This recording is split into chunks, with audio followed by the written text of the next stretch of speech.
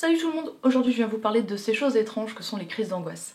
Cette vidéo s'adresse à vous si vous en souffrez vous-même et que vous avez envie d'entendre quelques conseils pour réussir à mieux les gérer, mais aussi si vous connaissez quelqu'un qui est sujet aux crises d'angoisse et que vous savez pas trop comment réagir. Tout ce que je vais dire dans cette vidéo est basé sur mon expérience personnelle, donc c'est pas une science absolue. Je vais commencer par parler de l'état d'esprit dans lequel je pense qu'il faut réussir à se mettre quand on souffre de ce genre de choses pour réussir à relativiser.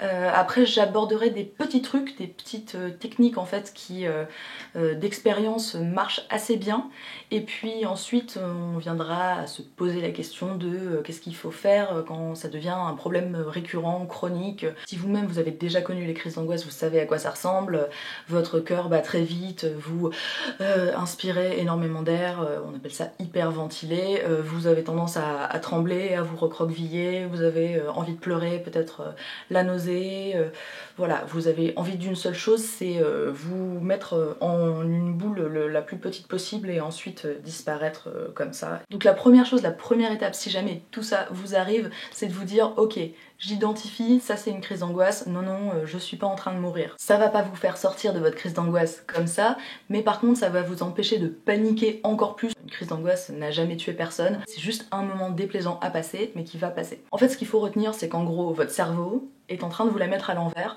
en vous faisant croire que vous êtes dans une situation de détresse alors que rationnellement il n'y a pas lieu. Ne vous laissez pas faire les gars. Je sais pas vous, mais moi c'est pas quand je suis en situation de danger réel que ça m'arrive. Genre à chaque fois que je me fais attaquer par un crocodile, j'ai pas une crise d'angoisse.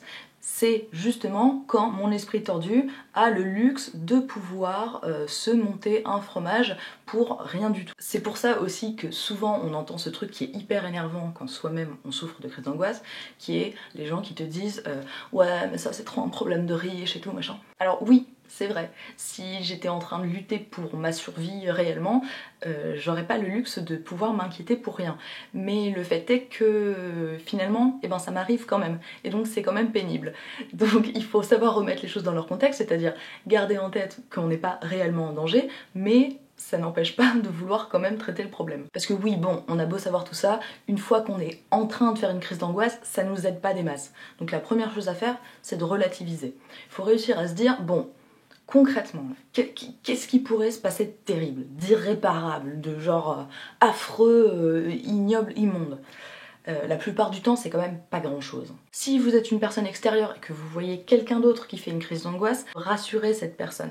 Alors je sais, ça vous vient un petit peu naturellement, mais ce qui vient pas naturellement, c'est que, en fait, il faut pas rassurer la personne sur la cause de sa peur, parce que dans une crise d'angoisse, la cause de la peur, c'est irrationnel. Quand on rentre dans quelque chose qui est une peur irrationnelle, c'est justement qu'on n'arrive pas à raisonner. Donc essayez de faire raisonner cette personne à ce moment-là, ça marche pas.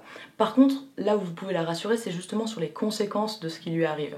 C'est-à-dire que elle est en train de vivre une crise d'angoisse, et elle se dit non mais c'est affreux, tout le monde me regarde, ou j'ai gâché la soirée, ou comment je vais faire, il faut que j'aille au boulot dans 10 minutes, je suis pas en état, enfin bref. Elle peut s'inquiéter sur plein de conséquences possibles au fait qu'elle soit en train de faire une crise d'angoisse, et c'est sur ça qu'il va falloir essayer de la rassurer et lui dire non mais c'est pas grave, de toute façon t'inquiète pas, tu vas te calmer, dans 10 minutes ça ira mieux, tu pourras aller au boulot, ou alors l'isoler à un endroit où elle va être moins mal à l'aise, que peut-être des gens la voient, enfin bref. Rassurer sur les conséquences de la crise d'angoisse, c'est beaucoup plus important que d'essayer en vain de rassurer sur la cause. Ou alors, dans le cas par exemple d'une phobie, elle va identifier quelque chose, elle va dire bah ça, là, j'en ai peur. La première chose à faire dans ce cas-là, c'est un peu idiot, hein, mais c'est simplement d'éliminer au maximum cet élément. Alors oui, si on a une phobie, c'est chiant, c'est con, c'est tout ça, c'est probablement notre cerveau qui est en train de déplacer le problème en nous faisant croire que le danger ultime réside dans les ascenseurs, les serpents ou les boîtes d'allumettes, alors qu'au fond on cache juste une trouille du phallus ou de notre mère ou de je ne sais quoi. Et il sera toujours temps plus tard d'aller chercher aux racines du problème, mais pour l'instant il s'agirait quand même d'arrêter de trembloter comme une feuille. Alors on sort de l'ascenseur, de la cage aux serpents ou de la boîte d'allumettes. C'est bien joli, vous allez me dire, mais si on peut pas éliminer l'élément qui nous fait peur, ou si on n'arrive pas à mettre le doigt sur un élément qui nous fait peur particulièrement, mais qu'on est juste comme ça angoissé sans pouvoir en déterminer la raison.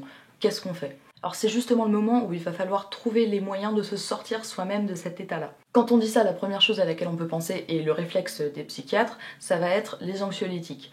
Les anxiolytiques, c'est des médicaments qui justement bloquent des récepteurs ou je ne sais pas, je ne vous expliquerai pas comment ça marche, mais qui en gros vous calme. Alors là je me permettrai pas de donner de conseils et puis surtout c'est des médicaments qui se prescrivent hein, par un médecin, donc si jamais vous êtes sujet à ce genre de désagrément, n'hésitez pas à aller voir un médecin qui pourra, s'il l'estime nécessaire, vous en prescrire. Moi ça a été mon cas, à une époque on m'a prescrit des anxiolytiques, donc j'en ai toujours dans mon placard, que je garde vraiment en dernier recours au cas où j'arriverai pas à me sortir moi-même de ma crise d'angoisse, ce qui n'a pas été le cas depuis longtemps. Et éventuellement si je me sens un petit peu fragile et que je sais que je vais être dans une situation stressante, j'en prends, je les mets au fond de mon sac, comme ça je sais qu'ils sont là et finalement ça me rassure. Mais voilà, ça c'est un truc médical sur lequel j'ai aucune expertise. Par contre, je peux vous parler de petits trucs, petites astuces qui en fait marchent assez bien. Le truc vraiment tout simple, mais que je trouve finalement le plus efficace, c'est ce que j'appelle la respiration 5-5-5. On inspire pendant 5 secondes, on retient sa respiration pendant 5 secondes, et on souffle pendant 5 secondes. Et on recommence comme ça jusqu'à ce qu'on se calme. Ça permet en fait de réguler la respiration et ça force le corps à se calmer lui-même. Ensuite, il y a deux petits trucs qui, selon moi, permettent un peu de sortir de soi-même et de reprendre conscience un peu du monde extérieur pour pas être focalisé sur sa propre angoisse. C'est premièrement de mettre un linge mouillé sur mon visage. Alors ça paraît idiot, mais en fait ça rafraîchit et ça donne un coup de fouet et ça aide à sortir de ce cercle vicieux un petit peu. Et de la même manière, je sais que j'aime bien soit sortir, soit ouvrir une fenêtre, enfin avoir un peu de vent ou un peu de froid. Finalement c'est un peu bizarre, mais le fait d'être comme ça inconforté par quelque chose, soit un linge mouillé qui te vient en pleine figure ou justement du froid, et ben ça te force en fait à penser à autre chose quoi. Ensuite boire de l'eau, ça aide toujours, de l'eau fraîche si possible. Et aussi, même si ça représente un effort, faire des mouvements qui soient pas des mouvements uniquement défensifs, parce que quand on fait une crise d'angoisse justement on a tendance à se recroqueviller comme ça et à se crisper, et en fait ça empire les choses. Donc si on veut pas se laisser avoir par cette tactique un peu perverse de notre cerveau qui essaye de nous tétaniser les muscles et de nous faire des crampes etc, histoire que ce moment soit encore plus plaisant, et ben c'est bien aussi d'anticiper, d'ouvrir, de fermer les mains, de bouger les pieds etc pour ne pas laisser justement le corps se...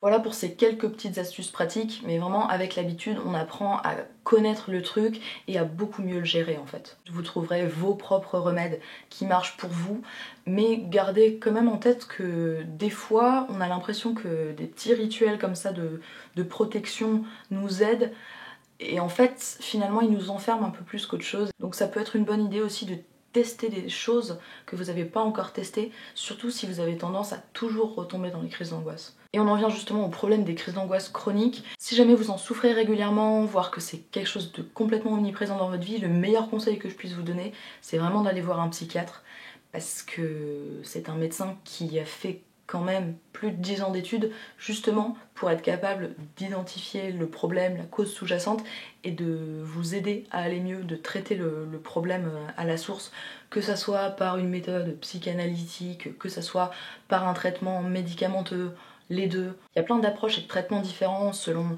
si vous souffrez en fait d'une dépression qui vous cause des crises d'angoisse, ou si vous avez par ailleurs des phobies ou des traumatismes ou vraiment je ne sais quoi, tout ce qui peut intervenir dans votre vie et dans votre psyché, il y a forcément un moyen de résoudre le problème pour vous. Donc voilà, ma compétence s'arrête ici, je ne suis pas psy moi-même. Si vous avez envie de partager vos expériences dans les commentaires, bien sûr faites-le, il n'y a pas de souci. Par contre, s'il vous plaît, ne m'envoyez pas de messages en me demandant de l'aide, parce que je pourrais tout simplement pas vous aider. Comme je vous disais, la meilleure personne pour vous aider, c'est un professionnel. Ceci étant dit, j'espère vraiment que ces quelques petits conseils pourront vous aider, et retenez surtout quelque chose, mieux on arrive à gérer les crises d'angoisse quand elles arrivent, moins on en souffre, moins elles nous paraissent graves, moins on en a peur, et donc moins on en a.